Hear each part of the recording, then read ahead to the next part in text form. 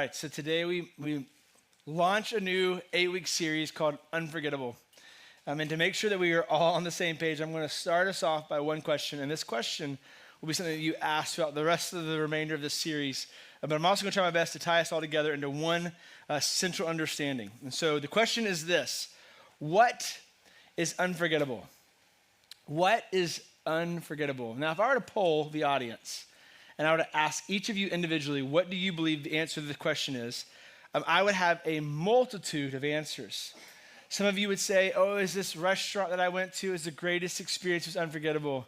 It was this country I traveled to, this place that we went to, man, it was just unforgettable. This hotel we stayed at, this resort we went to, this cruise we went on, it was unforgettable.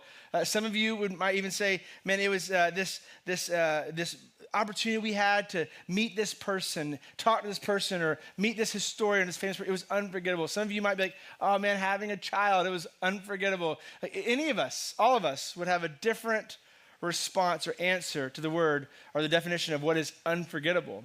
And so to make sure that we are going all the same direction and we're not like chasing our own unforgettables, I want us to understand the definition of this word. And this definition is what we will hold on to for 8 weeks, including today. And so I went to what this generation has learned very well. I went to Google. I was like, I needed a very, very good, solid definition. Like I need something we can all like agree upon and just, this is it, right? So I went to Google and I typed in the word define unforgettable and it said this: something that is impossible to forget, very memorable. And I was like, that's not helping. Thank you, Google. You did nothing for me. But I'm like a connoisseur of words. I love words. I have a whole bunch of them. I've got a deep word bank, never ending, okay? Like, I just love them. And so studying them is a part of something I do. And so I'm like, well, I can't just settle for like this. Like, this doesn't work. I need to start digging. And so I began looking into, man, like this word. And I wanted to understand where it come from and who speaks it and what generation uses it the most. And I'm like looking through all of it. And then like, I'm still not getting to like a definition. I think I have a very good understanding of it, but I need something that can hold us all together. That when we say unforgettable, we all kind of think the same thing. And so as I'm scrolling through, I eventually get to a place where they're using these words in a sentence. They're giving you like examples of this word. Like, and instead of defining it by saying it's very memorable, they're giving you specific indications of unforgettable. And I get to this one little phrase and I had like found it. This was it. Like it was eureka, like a moment where I'm like, I have got it. Google said this: unforgettable is your first kiss. Some of you got nervous for a moment. I felt the tension in the room. Yes, it's unforgettable. Your first kiss is unforgettable. And some of you are in the room, you haven't had your first kiss, and that's good because you're one of my kids. You know, like I hope. You better kill somebody.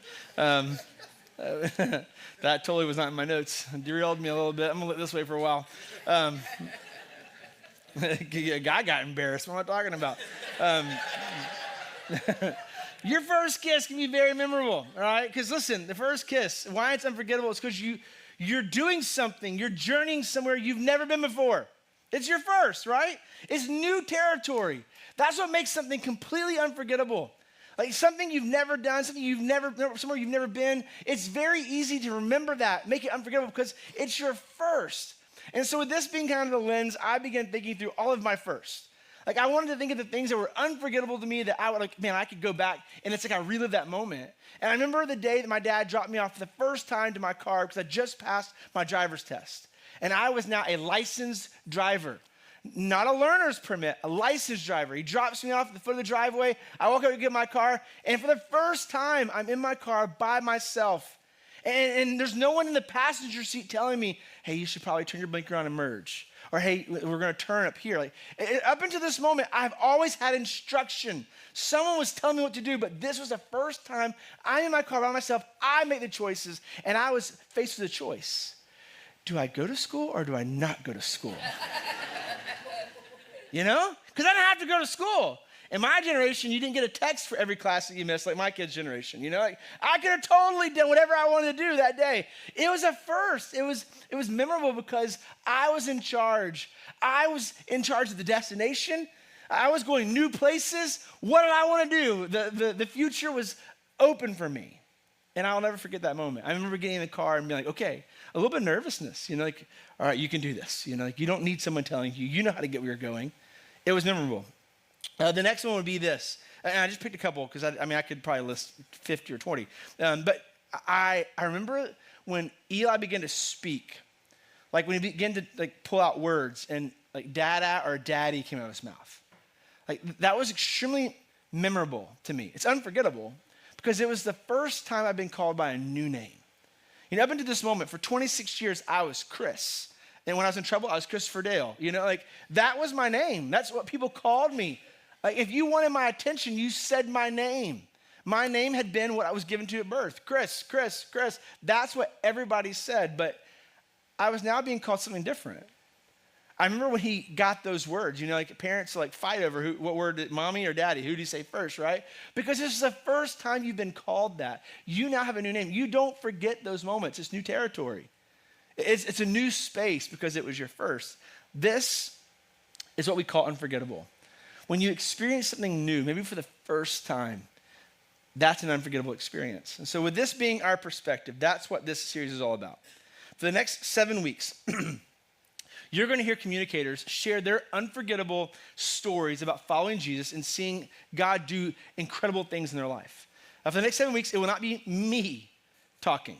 It will be people sitting in this auditorium talking. Not randomly. We're not going to call and ask you to speak. It's already planned. The 7 communicators are already picked. They'll be up here, and they're going to share their stories. And here's my hope. As you listen to their stories, my prayer, my hope is that you will be like, I want a story like theirs. I want to experience what they've experienced. I want to know what they know. I want you to want a story like theirs. That's my hope for you, that you would long for the unforgettable, that you would desire it. But I need you to understand something. That each and every week, I think you'll be inspired. You'll be encouraged, maybe even challenged by the communicator's story. But the truth this morning that I need you to get is that desiring the unforgettable is not enough. Simply desiring it doesn't give it to you, just as much as desiring to play in the NFL doesn't make you an NFL quality player, okay? Desiring is not simply enough. There are things that you must do to experience the unforgettable. It's not just a desire. There's action behind it for you to experience the unforgettable. And so I'm going to lay the framework today that we will build upon for 7 weeks. I'm going to put a foundation that each and every one of us, including myself, must do so that we experience the unforgettable. And the reason why we must experience unforgettable, why we must go places we've never been, do things we've never done, see things we've never seen, why we must experience these things is because we have a generation that's coming right now. In fact, they're here. That when we say the Bible taught me this, or Jesus says so, they're going to look at you like, well, I don't believe that. I don't believe what happened 2,000 years ago. And please know, I'm not denouncing any of this. This is what I hold to, what I teach. But for that person, for that child, that teenager, that student, that coworker, that looks at you and says, well, I don't believe that, you must be able to follow that up with, well, let me tell you my story. Let me tell you about this unforgettable moment where I saw God do what we've seen him do time and time again. We must, as followers of Jesus, have our own unforgettable. And so today we're going to look at a story of old. It's in the Old Testament. You have the first 5 books of the Old Testament, which we call the Torah, the Pentateuch. This is where the nation of Israel kind of lived and were guided by. And then the book right after is the story of Joshua. Now, the first 5 are written mostly by a guy named Moses. And if you haven't heard of Moses, Moses is the let my people go guy. He's the guy who approached Pharaoh, the nation's most ruthless leader, and said, let the nation of Israel go. And he was like, no. And he was like, yes. And he was like, no. And he was like, yes. And they argued. And then there were these plagues. And then eventually Pharaoh was like, get out, And so Moses led the people out. And then they ran into this big body of water called the Red Sea. And Moses, if you've seen the movie, you know all this. He puts his staff in. It's a cartoon, sorry. He puts his staff in the water, and the water splits, and they walk on dry land. Okay, this is Moses. Moses is kind of the beginning guy who leads the nation of Israel. And he's actually not even the person we're in the story today, but I'm just giving you the history. So they get on the other side, some things happen. Moses gets mad. The nation of Israel builds some golden statue, calf-looking things. They start worshiping the wrong God. And God says, you will not get the unforgettable. He says, you will not go into the promised land. This place that I've promised you, this place that I rescued you from to take you to, you will not get it because you didn't trust me. And so our story today picks up, all this has happened. Moses has been leading the nation. They've been wandering in a desert. And then the crazy thing happens. Joshua wakes up one morning, and in Joshua chapter 1, God says, hey, dude, I don't think he said dude, but let's just paraphrase for a moment. Hey, dude, Moses, your servant, he's dead. Now, I don't know about you, but like how we deal with death is not like simple and easy. Like it hurts. If you love somebody and you lose them, it takes a moment. Like, hey, let me process this. Like usually you've walked a path. If it's tragic, it's kind of like, give me some space, you know? But God comes up to him and says, hey, listen, Joshua, I need you to know something. I don't have a lot of time. Moses is dead. It's your turn. Let's go. And so our story picks up on this moment. Joshua's just found out Moses is dead. The guy that he's been following for years and years and years, decades he's followed, is now gone. And Joshua's in charge. And Joshua is getting ready to experience the unforgettable. But we must see what he does. So in Joshua chapter 3, it says these words. Early the next morning, Joshua and all the Israelites left Acacia Grove. Now, just a side note, if you don't read out of the NLT, the Bible just cussed because your version said a different place. It's the same place, but it has the word SHIT in it. So we'll keep on. Sorry, online. Early the next morning, Joshua and all the Israelites left Acacia Grove, and they arrived at the banks of the Jordan River. And this is where they camped before the crossing. This is a big deal. Joshua has heard God speak. He said, listen, Joshua, Moses is dead. I'm taking you somewhere. You need to listen to me. I need you to go hang out at the banks of the River Jordan. So Joshua's like, sure. All right, we're gonna do this. Okay, so he goes to the banks. And it says this. It says, give them these instructions to the people. He says, when you see the Levitical priests carrying the Ark of the Covenant of the Lord your God, move out from your positions and follow them. Just quick note what's happening here. The Ark of the Covenant is a box. And in this box is where the Spirit of God dwells. Okay, and there's some rules around this box. And I'm not diminishing it by calling it a box. Please don't. I'm not saying it's not important. I need you to understand it. And for clarity's sake, it's a box that's carried on two massive poles. And because no one can touch the box, okay? The box is very important. God's Spirit dwells there. There's some things in it, not a big deal right now. But this box is basically where God goes, you go with it, nation of Israel. This box usually hangs out in a fabric sealed room called the Holy of Holies. When the temple is established, this box is sit in this room, surrounded by a massive, beautiful curtain. And one person, the high priest, can enter into this room once a year. Like this box is very important. If God's Spirit dwells in it, then where it goes, you go to. That's what nation Israel knows. Just so you know the rules behind the box. Like this one priest can enter in once a year, and he's going in for atonement, for the forgiveness of sin. And on his clothing, this beautiful clothing the high priest has, he's got bells that jingle. And around his ankle is a rope that's tied, okay? So when he goes into the Holy of Holies, where God dwells in the Ark of the Covenant, the people outside of it who can't go in, they're listening for the jingle bells, all right? Just think about it. And if they stop jingling, he's dead. They can pull him out of the rope. Okay, like, if you think the Bible's not interesting, like, you're reading the wrong Bible. Okay, like, this is what they believed. This is what was taught. And there's stories of people who tried to touch this box who weren't allowed to touch it, and they were dead immediately. In fact, the Bible says they turned to dust.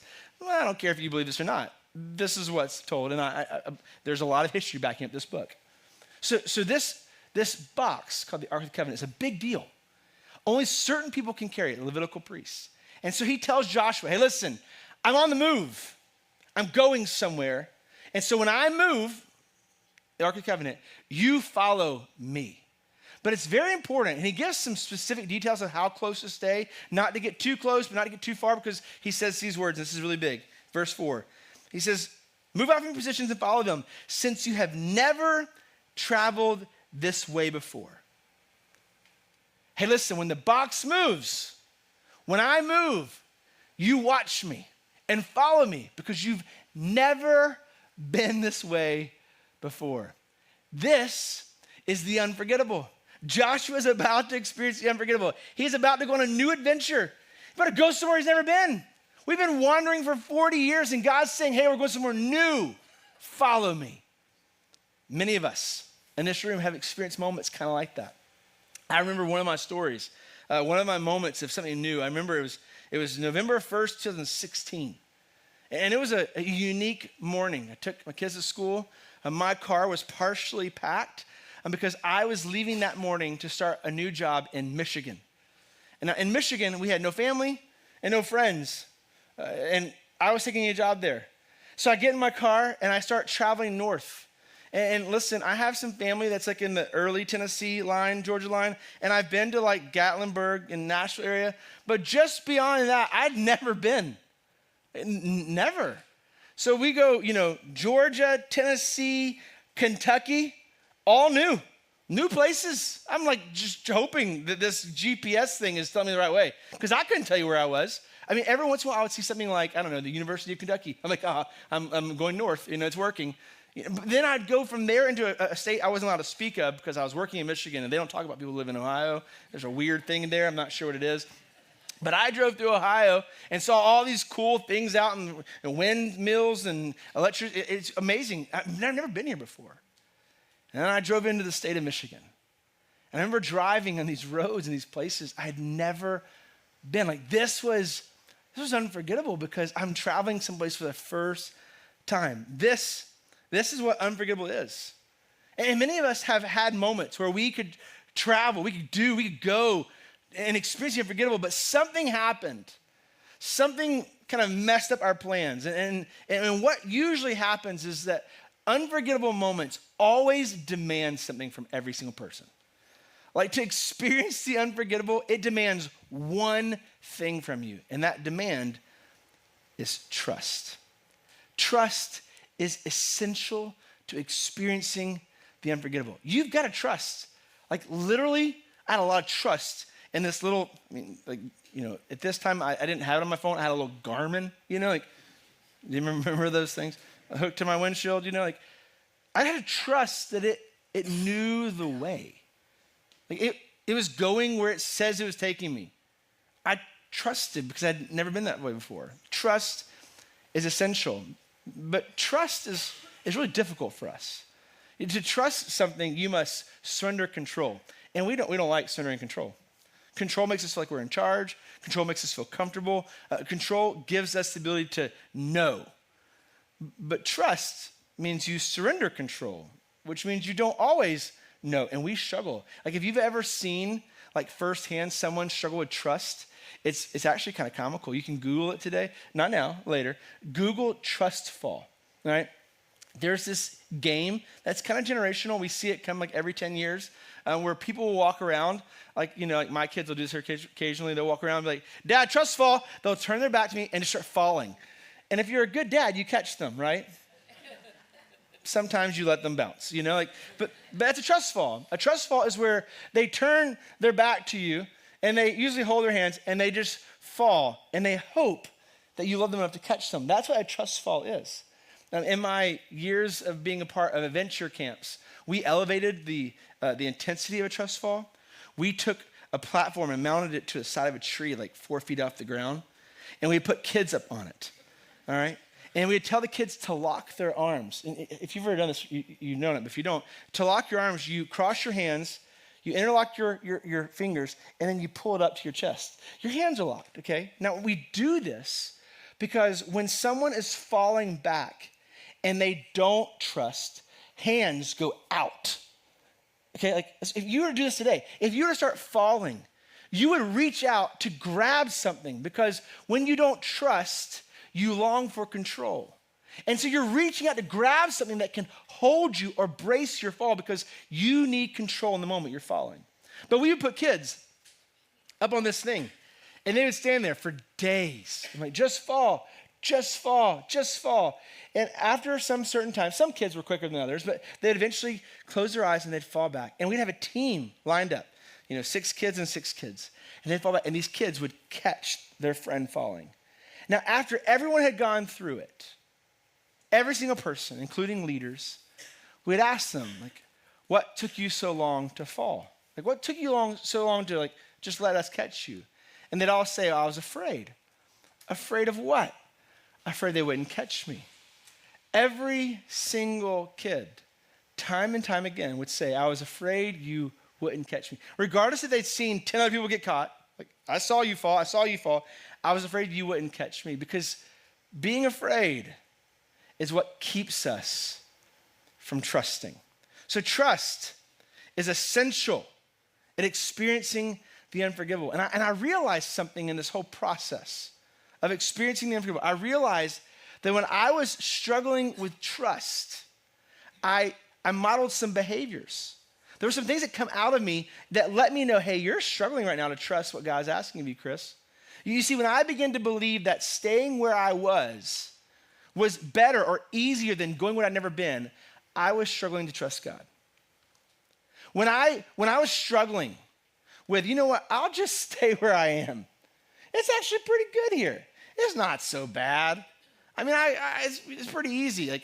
I think I'll just do this, because I was afraid of what was ahead of me or what might happen. Whenever I began to believe that staying where I was better or easier than going where I'd never been, I knew I was struggling to trust. Think about your life for just a moment. Have you ever faced something that demanded you to trust, but your response was, you know what? I think I'm okay where I am. You know what? This is not that bad. I'll be fine right here. If you've ever said those words, you've probably struggled with trusting. When you begin to negotiate what is easier rather than trusting, you will miss the unforgettable every single time. Listen to this. Joshua was getting ready to experience the unforgettable. And how we know what was coming is because God felt the need to give him a pep talk. In Joshua 1:9, God says these words. He says, this is my command. Be strong and courageous. Do not be afraid or discouraged, for the Lord your God is with you wherever you go. Just for a moment, if God came to you and said, hey, listen, this is my command. Be strong and courageous. Don't be afraid. I'm with you. What would your first response be? What would you think? If I were to be honest this morning, I'd be like, where are you taking me? Why? Why do I need to be strong and courageous? Why should I be afraid? What are we doing? I would question God immediately. So we know that God approaches Joshua and says, I need you to know something. Where you're going, you might be tempted to be afraid. Where you're going, you might feel like, I don't know if I'm ready for this. Can I do this? God, I don't know if this is for me. God, wait a second, God. I don't have the courage to do this. Are you sure you're with me, God? Because this feels like I'm all by myself. This is what God says to Joshua. It's so interesting. I give my children the same pep talk. I used to give it all the time when we go to the doctor. I would say something like this. Do you trust me? To all my kids, do you trust me? Do you believe I have your best interests in mind? Yes. Hey, so that when we go in the doctor's office and you see a needle, I want you to know this is for your good. Don't climb the walls. Don't kick the doctor. Don't run and hide. I give a pep talk. Why? Because I knew what they were going to face. I knew what they were going to experience. I knew what was ahead of them. And I'm saying, hey, listen, when you experience, don't do this, don't do that. No, I'm right here. And God does the same thing to Joshua. In preparing Joshua, he knew, hey, listen, you're going to be strong and courageous because behind you, Joshua, is going to be 3 million plus people. And they're watching what you do. Hey, Joshua, I need you to be courageous, and I need you to not be afraid because you have 3 million plus people watching you in your every move. I need you to remind them that you trust that I'm with you and that wherever you go, I'm going with you. This is what Joshua is having to process. This is what he's having to think through. And knowing this, Joshua doesn't stay. In fact, if we kind of fast forward in the story, and so please go read this. It's one of my favorite stories ever. Apart from Jesus, this story is amazing. And so Joshua 3, starting in verse 14, it says this. So the people left their camp to cross the Jordan. And the priests who were carrying the Ark of the Covenant went ahead of them. It was the harvest season, and the Jordan was overflowing its banks. So just so you know, they weren't walking up to a river that was flowing peacefully. Like ahead of them was a river that they're like, where are we going? We're not going that way. Like, what do you do? Why are you walking toward, hey, Joshua, like, why are you walking that way? Hey, Joshua, for the last 40 years, Moses has kept us safe. We've just been hanging out in the desert. And every morning we got food, and every evening we're good. Like, what are you doing, Joshua? Hey, Joshua, stop. Joshua, we can't go that way. As he's walking towards the Jordan River. They all knew that this river, which is typically a peaceful river, is at flood stage. It's not easily crossed. In fact, it's not crossable. It's not something they're going to build a boat. In fact, they'll be like, hey, listen, Joshua, if we just wait, let's negotiate. If we just wait 3 months, this will all be like calm and we'll figure this out. Hey, Joshua, maybe we'll go cut some trees down and we'll build a bridge. But Joshua's walking towards the river. He's walking it because God is moving. And God's taking them somewhere which he knows he's never been before. And so Joshua is walking, following God. And it says they're approaching this river that's overflowing its banks. But listen to this. As soon as the feet of the priests who were carrying the ark touched the water at the river's edge, as soon as their toes touched the water, those carrying the Ark of the Covenant, it says in verse 16, the water above that point began backing up a great distance away in a town called Adam, which was near Zarethan. And the water below them from that point flowed out into the Dead Sea until the riverbed was dry. Then all the people crossed over to the town of Jericho. This is what happens. Joshua doesn't just stand back and wait. He doesn't just, hope that the 3 months pass. He follows God. I'm going to stay close to you. I'm going to go where you tell me to go. And if you tell me to walk towards the water, I'm going to walk towards the water. They approach the water. He literally puts his feet in it. And he's sitting there going, God, what are you doing? God, what's happening? And as soon as their toes touch the water begins to stop. You see, what's so interesting about this story is many people would look at this and be like, oh wow, this is Joshua's unforgettable. But this wasn't his unforgettable. No, this was his obstacle. You see, before every unforgettable, there will be an obstacle. And that obstacle is what demands your trust. So the question I have for you this morning is, what is your Jordan River? Better yet, what is your obstacle? What lies ahead of you that's causing you to negotiate whether to stay or go? What's causing you to be paralyzed in fear? What's causing you to worry or doubt that what's ahead of you might be bad for you? What's causing you to sit and stay and be like, nah, it's not worth it? Let's get real specific. What's hiding in your heart that God's saying let go of, but you're like, I can't let go of that because of what people might say, what they might do, what they might think or feel. What's happening inside of you that you can't expose, you can't talk about, you can't share because you're so afraid of what others might think or do?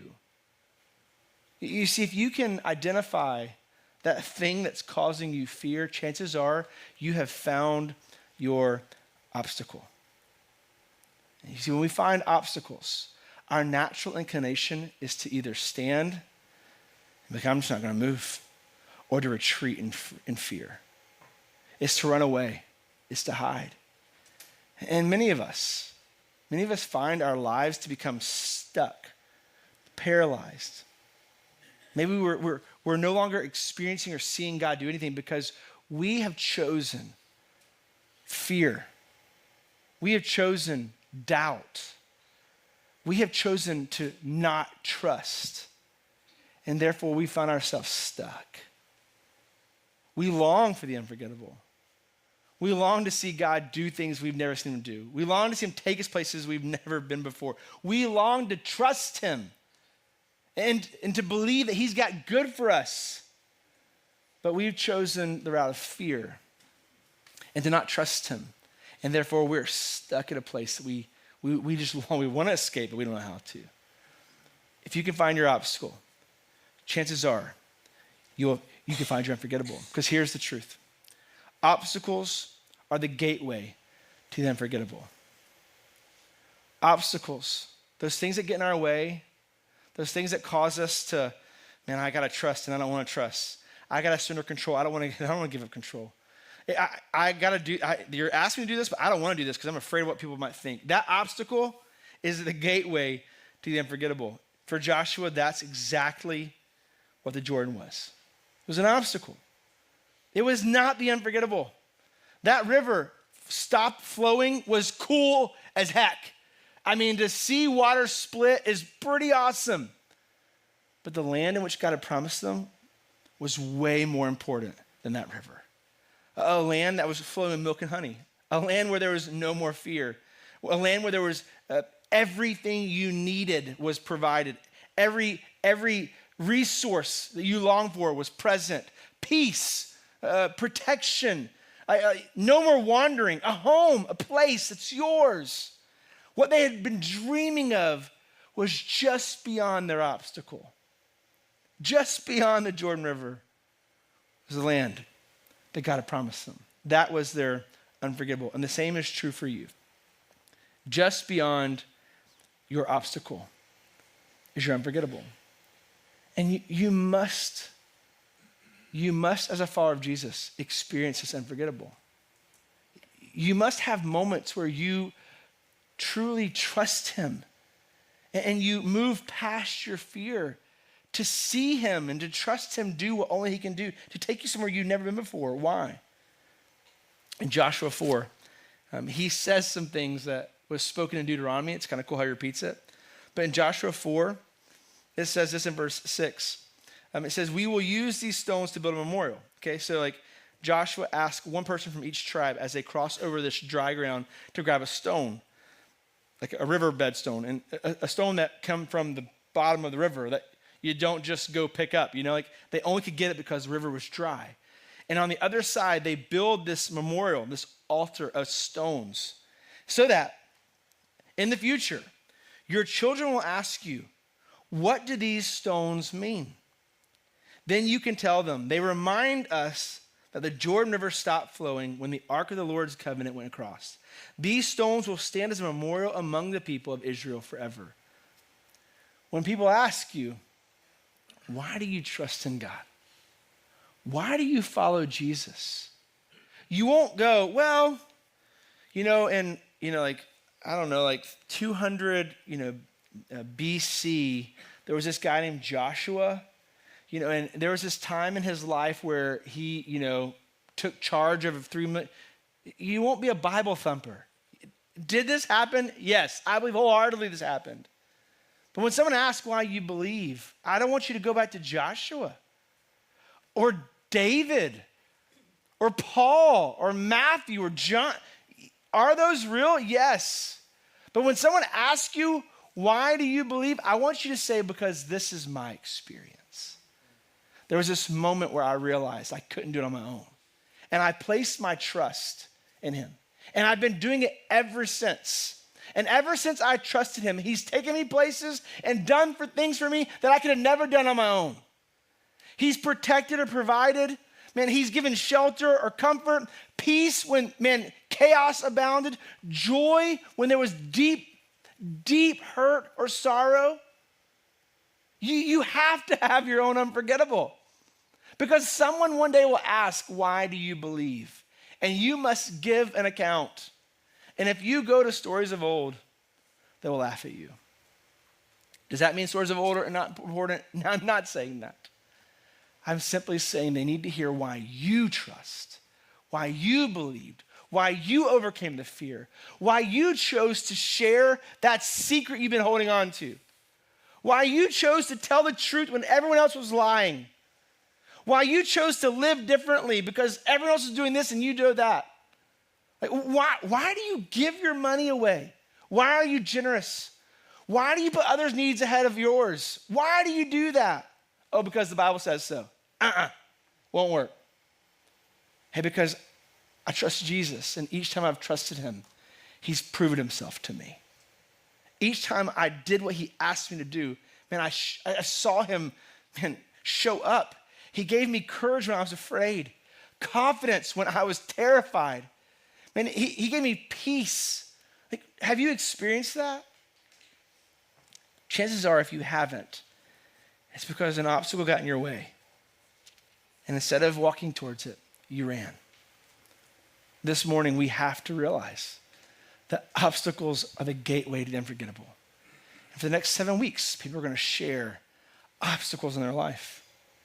And where many of us, including myself, would have ran and hide, we would have been terrified. What do I do with this? How do I overcome this? How do I get through this or past this? They chose to approach their fear and trust God. And now they're on the other end telling you about their unforgettable. We have to experience this ourselves. There are 3 choices that we must make when it comes to experiencing the unforgettable. 3 things that we will all face. Each and every week you listen to these stories, you're going to be able to pinpoint these. And it's awesome. They're incredible stories. My hope is that they're motivation to you for your own story, for your own benefit. But there's 3 choices we must do to experience the unforgettable. The first is look for obstacles. Look for obstacles. Those things that cause you to, whoa, I ain't doing that. Nope, too afraid. Nope, I ain't gonna go there. I'm not saying this. I'm mouth sealed. Nope. That obstacle in front of you is a door. It's a gateway to an unforgettable moment. And you must look for them. If you don't see any obstacles in your life, chances are you're living in a bubble. You have protected yourself so well that you're not doing anything for the kingdom. You're solely hanging out in your own little world, and you don't care about anything else around you. No story in this book, no adventure, no life change. It didn't make it for the person who chose not to address or walk towards their obstacle. Look for obstacles. Here's some questions that might help you really quick. Is there someone around you that needs help? Just think about it. Is there someone around you that needs help? Chances are there could be an obstacle because you're having to do I have time? Do I have the resources? I don't know. How do I help? What am I going to do? If you're thinking through that, there's an obstacle there. Does someone around you need help? Could you help them? Do I have more to offer or to give? It's a question to ask. Do I have more to offer or more to give? Sometimes these questions we wrestle with, there's a tension there. Well, I don't have any more time. I don't have anything else to. I'm tapped out. I'm no. Answer that question. Is there an opportunity for you to go? Is there an opportunity for you to go, but you're like, oh gosh, going, that could be risky. I'd have to relocate, or I have to change schools, or is there an opportunity ahead of you to go? And out of fear of the what if, you're like, no, I ain't doing that, God. I can't go there. These questions might help you find obstacles in your life. Look for obstacles. And then, after approaching your obstacle, look for them, approach them, run towards them. Don't be afraid of them. Find a way to remember your unforgettable. If obstacles are the gateway to the unforgettable, when you find an obstacle, walk towards it. Run towards it. Step into it. Say what listen, I would much rather you say something that you need to say, that God's called you to say, and you stumble over it, than to choose in fear to withhold it. Man, this person, what they're going through, I've been through that. I could tell them, but if I tell them that I'm exposing something, and then they're going to know something about me, and I shouldn't. Gosh, man, say it and stumble and flop and mess it up. Get it out. Try, rather than sit in fear and hold on to it. When you see an obstacle, do what Joshua did. Walk towards it. Put your feet in the water. He didn't say go swimming. God didn't say jump in. He said just walk to the water and God to the rest. If you find an obstacle, approach it. Just walk towards it and see what God does. And then find a way to remember it. Jesus taught us in the New Testament. He said, do this often and remember it to me. He's talking about communion. Because as people, as human beings, forgetting is really easy for us. It's really easy for me. I've got a keen sense of forgetting. I don't know where my keys are, I tell you. I have one of those Apple AirTags on my keys because I can't forget them anymore. I can pull my phone and find them as long as I can find my phone. But nonetheless, we forget, right? Like it's easy to forget things. And so a part of the unforgettable is remembering what God has done. Some of you right now, if I were to say, what has God done? You struggle. You might be able to go back like 20 years ago. Well, when I was 18, he saved me when I was crossing the road. Awesome. What did he do yesterday for you, the day before? What did he do like this year? Yeah, I had a cold and he got me through it. Like, no. Like, you've forgotten that he's actually done something for you this year. You've prayed at some point in time this year for something to happen, and you're on the other end of it. You've prayed, or you've asked, or you've talked, or you've showed up. You've gone somewhere. You stepped into a small group, and you don't do community. You attended Celebrate Recovery, and you don't attend Celebrate. You've done something, and God met you there. But maybe you've forgotten. Find a way to remember what God has done. Jamie, my incredible wife, has found a way to build memorials for us. We don't have stones in our house. That would be kind of weird. And if you do, you're not weird. That would be weird for me. She had these every 5 years, she's made these really cool graphic things that hang in our bedroom. And we're high school sweethearts. So this is our 10-year anniversary. 10 years of marriage, 14 years together.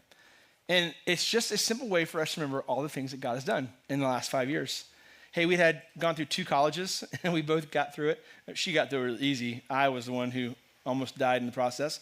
We've been a part of 3 churches. At this time, we had 3 beautiful children. One's coming, but we'll tell about more him later. We had 1 amazing host child. In this season, Jamie and I did something crazy. We brought a 10-year-old kid, an orphan from Latvia, who spoke 0 English, into our home for 8 weeks and loved him like he was our kid. We tried to adopt him. We wanted kids, and it was, at that time, before the 3 kids came along, we couldn't figure out like how to have kids. Different topic, different date. So we hosted a child. We're like, well, we'll adopt. Right? Well, the country, like, you're too young. You can't adopt him. What? Like, you have an orphan? You have a kid who doesn't have parents, and we'll take him, and you won't let us? No.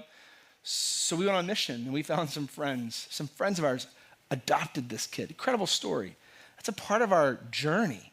Something we never want to forget. Like, God, when we thought you were useless, how could you, God, let me bring a kid over here who has no mom and dad? And I offer to be his mom and dad, and you say no? Like, what kind of God are you?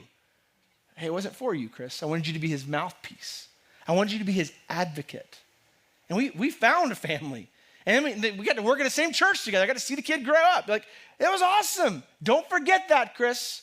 When you thought God couldn't, he did. So he's on here. 2 unforgettable foster children. We opened our home to be foster parents. We were crazy. It was awesome. 7 moves, 6 houses, 10 jobs. At this time, only 1 big move to Savannah. The next one will say 2 big moves. We started a nonprofit. Lots of tears, laughs, talks, and prayers. Still my best friend. Whew, forever yours. Like, it's a memory. Do you remember? If you don't, you've forgotten. And if you forget, you'll never trust him. You must. It's so cool, and I don't have time for all this, but this was the next one. It was so cool because it changed a little bit. 15 years of ministry together. We moved across the country. We went north to Alaska or North Pole. I mean, I saw Santa Claus. It was crazy. It was cold as all get out. Who moves that far north? If you live Michigan, I apologize. But we did. 11 moves, 10 houses, 3 mission trips. Got to spend so much time in Guatemala.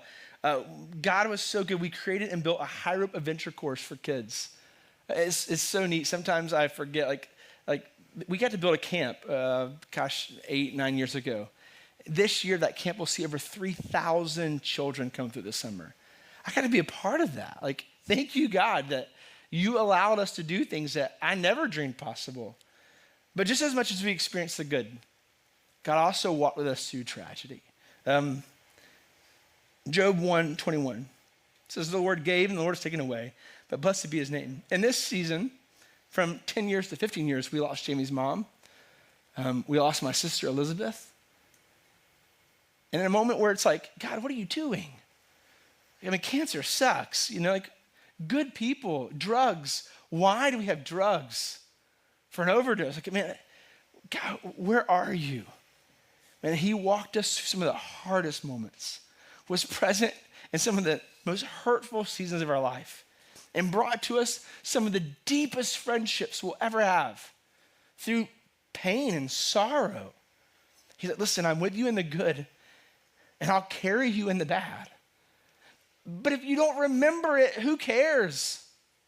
My life verse, Proverbs 3, 5, and 6 says this: trust in the Lord with all your heart and lean not on your own understanding. In all your ways acknowledge him and he will make your path straight. Now let me give you Chris's version. Trust in the Lord with all your heart. And who? The Lord, nobody else. Not Facebook, not Google, not friends, not family, not spouses. Trust in the Lord, God, with all your heart. And lean not on what you think you know, because what you think you know is wrong. What you think you see could be messed up. You are looking through broken lenses in a broken world. Trust in God with all of your heart and lean not on what you think you know. In all your ways, acknowledge him. Look for him. Seek him. God, I see you. I'm looking for you, God. I'm listening. Where are you? I'm reading, God. Where are you? In all your ways, every single day, look for him. And he will make your path straight. But to me, God says this: Chris, who cares if I've made your path straight if you won't walk on it? Chris, who cares if I've made it straight if you choose to stand still? For many of us in this room, unforgettable is right ahead of us. But there's an obstacle, and that obstacle has paralyzed us for many years. God has made a straight path, and that path means going through a flooded Jordan River. It means approaching something that usually causes you fear and doubt. And he's saying, be strong and courageous. Have no fear. Trust me. Listen to me. I'm with you wherever you go. I got you. But the voice of the world, the wisdom of the world is saying, no, don't do that. They'll judge you. They'll crucify you. They won't listen to you, man. They'll never, ever see you the same. And many of us have failed to experience the unforgettable because we can't get past the obstacle. Listen, the three things. I've done two. The first, look for obstacles. When you see an obstacle, walk towards it. When you walk through the obstacle and you experience the unforgettable, write it down. Don't forget it. Listen, if you need permission to get a tattoo, go get a tattoo. Permanently mark it on your body. I've got a cross right here. I'm not boasting about it. It's a reminder every single day that, hey, listen, Chris, the life that you're living is not because of you. You didn't do good enough to get it. No, it's because Jesus gave up his life so that you could have life. Don't forget it. Every moment where Chris gets boastful, I was telling the elders a couple days ago, I was kind of being a little arrogant and boasting. We were hanging out with friends, and I was like, yeah, I just need some words of encouragement, some affirmation. God quickly reminded me, yeah, but there's nothing to affirm. I did it all for you, Chris. A little humbling moment where God reminded me, hey, listen, I'm the one. I'm in charge. Just trust me. Find a way to remember. Find a way to mark it, keep it right in front of you so you never forget his goodness. And the last thing is this: tell your story. If you're ashamed of your story, then you're ashamed of the God that you serve. Give him your story. Trust him with it. It is not yours. Did you screw up, mess up? Did you do some things you wish you would have done? I'm sure you did. We all have. But God uses the greatest mess ups. He uses the greatest complete failures who tee him up. This is my story, God. Use it how you want to. And he does great things. Tell your story. For the next 7 weeks, people are going to tell their story.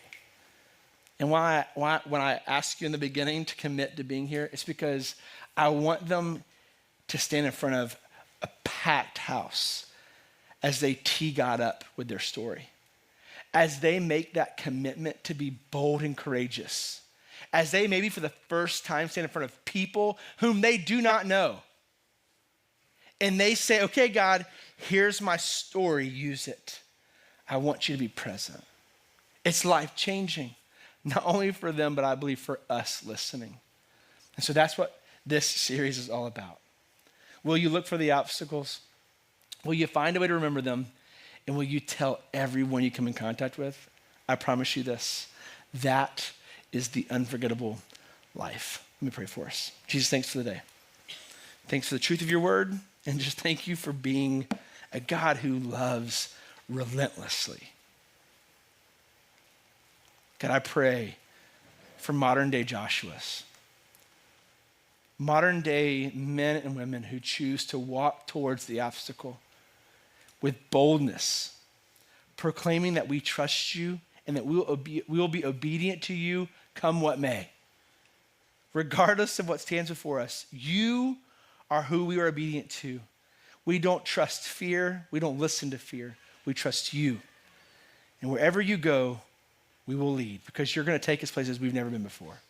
And God, as we experience the unforgettable, give us the boldness to share. Give us the boldness to mark these moments, to remember them forever, and to tell anyone and everyone who will listen of your goodness and your faithfulness. We love you. We trust you. In your name I pray. Amen. Thanks for being here. You're dismissed. We'll see you next week.